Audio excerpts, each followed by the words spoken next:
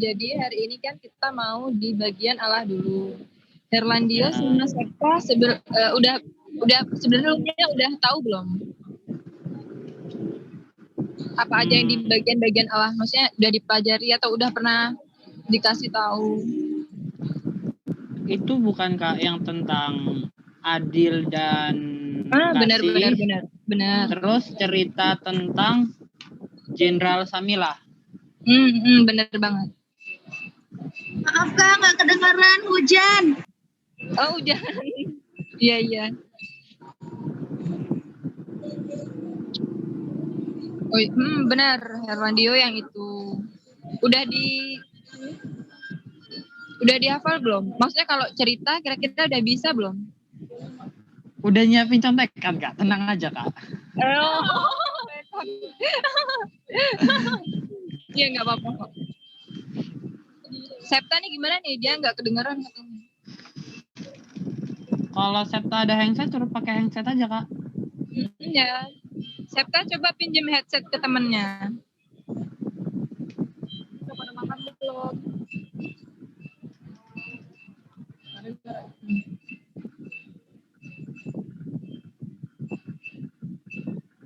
Septa. Iya Kak. Udah iya. ada headset. Ada handset nggak? Lupa di mana? Lupa. Kalau nggak Septa aja Kak, duluan cerita Kak. Oh, udah ya. Septa, sama siapa? Iya. Iya Kak. Septa bisa cerita duluan nggak yang bagian Allah?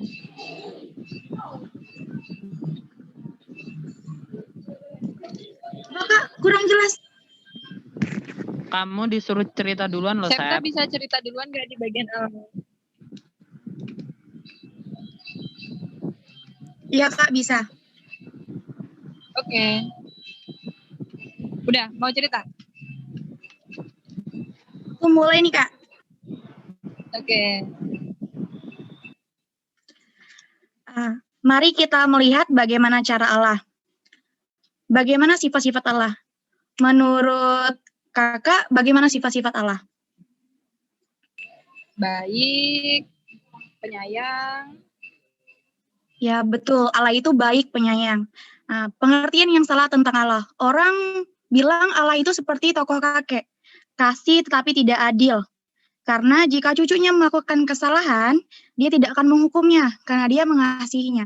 Dan ada juga orang yang bilang bahwa Allah itu seperti tokoh polisi, tetap adil tapi tidak kasih. Kalau kita melakukan suatu pelanggaran atau kita tidak membawakan STNK atau SIM, maka kita akan terkena hukuman. Nah, ada juga yang benar pengertian tentang Allah, yaitu Allah adil sekaligus kasih. Allah kasih sekaligus adil. Nah, kalau kasih, tentu kita sudah tahu. Kita masih hidup sampai saat ini, itu semua karena kasih Allah kepada kita. Nah, bagaimana dengan adil? Kita sering mengabaikan keadilan Allah. Nah, untuk keadilan Allah, saya mempunyai sebuah cerita nih, Kak. Ada seorang bapak-bapak, dia sudah dipecat di tempat pekerjaannya, dan dia juga membutuhkan uang, dan dia banyak sekali keperluan. Sehingga dia mengambil jalan pintas, yaitu dia merampok sebuah bank. Karena dia adalah perampok yang amatiran, dia pun tertangkap. Karena terbukti melanggar, jaksa menuntut hukuman 5 tahun penjara. Perampok itu berkata, saya mengaku saya bersalah, saya menyesal dan saya tidak akan mengulanginya lagi. Nah, bagaimana jika kakak ada di posisi hakim? Menurut kakak gimana? Apa yang akan dilakukan hakim tersebut?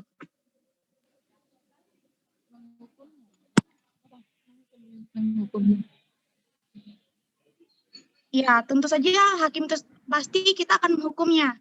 Nah, begitu juga karena hakim itu adalah hakim yang adil, dia tidak akan mungkin membebaskannya.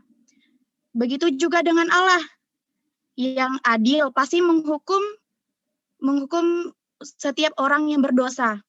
Hukumnya adalah maut, neraka selama-lamanya. Dan Kalau Allah menghukum kita, itu berarti Allah adalah adil. Tetapi pertanyaannya, di manakah kasihnya? Nah, ini yang jadi masalah, bagaimana kasih dan keadilan dapat bertemu. Saya juga mempunyai sebuah ilustrasi nih, Kak.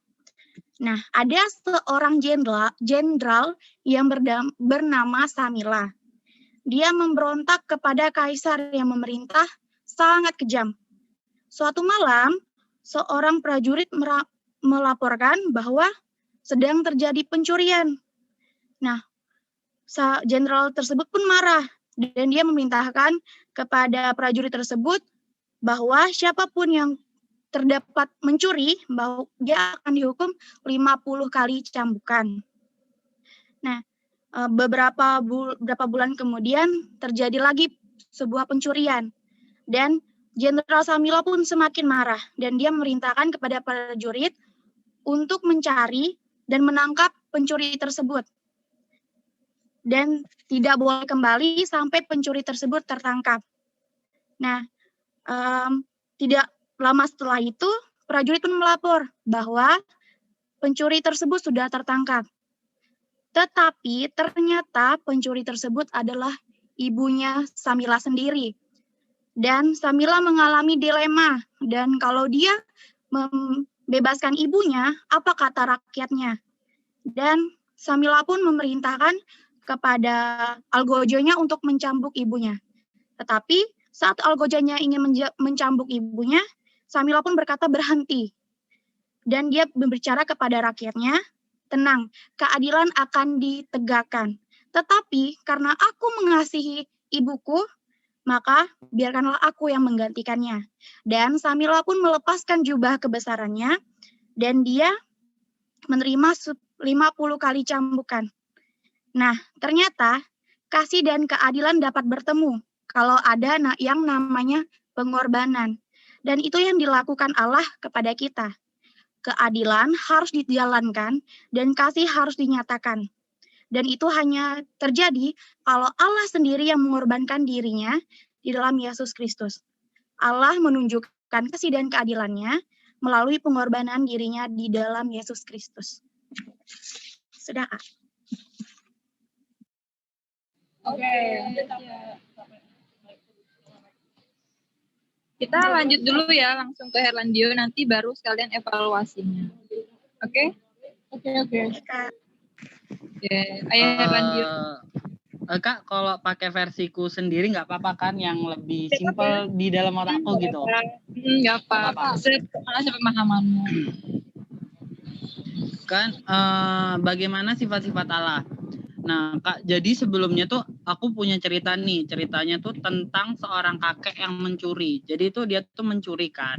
Terus dia tertangkap polisi. Nah, pada saat di pengadilan, si kakak ini nih menjelaskan gitu loh kenapa dia mencuri segala macam. Tapi sang hakim tidak peduli. Nah, si kakek ini ibarat kata kasih, tetapi dia tidak adil. Sedangkan polisi atau hakim, mukanya mana? Oh, nggak ada tuh Kak, bentar. Oh, maaf Kak, stop tadi videonya. Nah, sedangkan polisi adalah adil tetapi tidak kasih. Nah, seperti yang kita tahu kan, kita kan orang-orang berdosa. Jadi tempat kita kan sebenarnya ada di neraka. Nah, kalau Allah sendiri itu ibarat hakim yang menghukum kita, itu berarti kan Allah itu adil. Nah, tapi pertanyaannya, di manakah kasih ini dan keadilan dapat bertemu? Di satu sisi kan Allah mengasihi kita, dan di satu sisi lain Allah itu kan adil.